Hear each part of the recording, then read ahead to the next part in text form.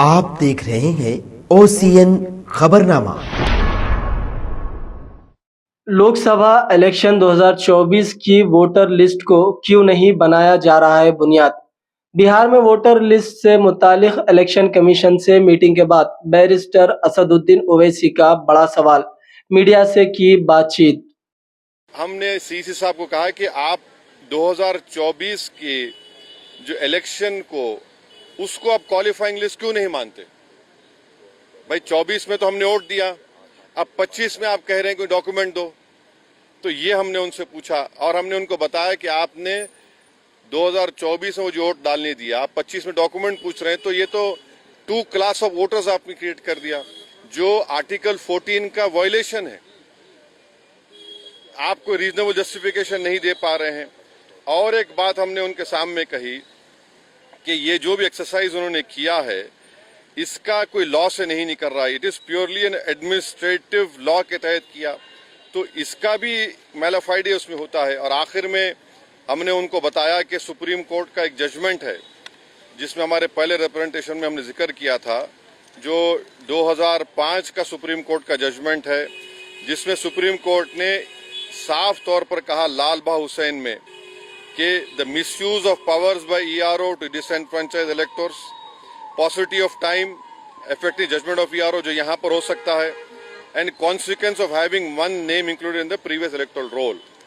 تو یہ سب باتیں ہم نے ECI کے سامنے رکھی ہیں، کیونکہ انہوں نے 3 ڈیٹس دیے، before 87, between 87 and 2004 and after 2004۔ تو یہ ہم نے کہا کہ اس سے اگر کوئی ایلیگل مائیگرینٹس ہے مان لیجئے، تو 2024 میں ان کو ووٹ ڈالنے کا اختیار کیوں دیا آپ نے؟ اس کا کوئی تو ڈیٹا ہونا چاہیے، کوانٹم ریشیو کیا ہوگا؟ تو یہ سب باتیں ہم نے ECI کے سامنے رکھی۔ ہم نے ان سے بھی یہ ریکویسٹ کیا کہ خاص طور سے جو بہار کا فلڈ افیکٹڈ ایریا ہے وہاں کے ایڈمنسٹریشن کو وہ آرڈر دے کہ جو لوگ اپنے ڈاکومنٹس کے لیے اپلائی کر رہے ہیں ان کو فوراً دیں۔ اور ہم نے ان سے کہا کہ سر یہ ایکسرسائز آپ گورنمنٹ ٹو گورنمنٹ کر سکتے تھے، ECI ود گورنمنٹ، کے بھائی بتاؤ کیا ہے، کتنے ڈاکومنٹس ہے، نہیں ہے۔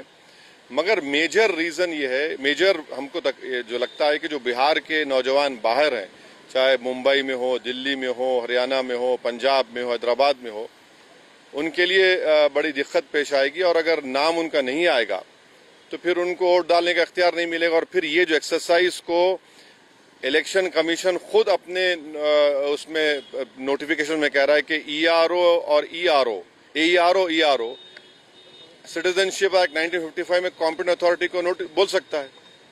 اب جس کا نام نہیں آئے گا وہ تو اپنا ووٹ بھی کھو دے گا، اس کی لائیولیہوڈ کا بھی اس کو ایک نقصان ہو جائے گا۔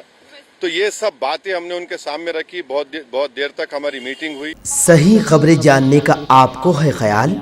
ہم بتائیں آپ کو پل پل کا حال، سیاسی ہنگامے ہو یا مذہبی معاملات، قائدین کی نمائندگی ہو یا حکومت کے اقدامات، عوامی مسائل ہو یا سماجی معاملات، سنگین جرائم ہو یا بھیانک حادثات، کیا کچھ ہے صورتحال، کیسے ہیں حالات، ہم بتائیں آپ کو ہر ایک بات۔